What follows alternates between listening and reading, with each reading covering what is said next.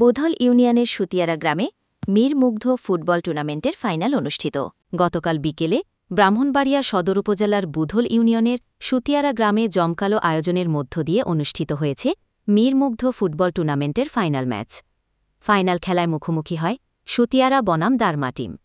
রোমাঞ্চকর খেলায় ৩ গোলে জয়লাভ করে সুতিয়ারা টিম।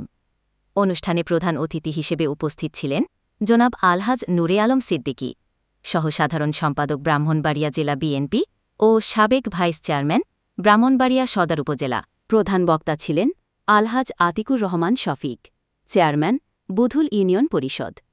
বিশেষ অতিথি হিসেবে উপস্থিত ছিলেন জনাব শেখ আশরাফুল ইসলাম দুলাল, সহসভাপতি ব্রাহ্মণবাড়িয়া সদর উপজেলা বিএনপি।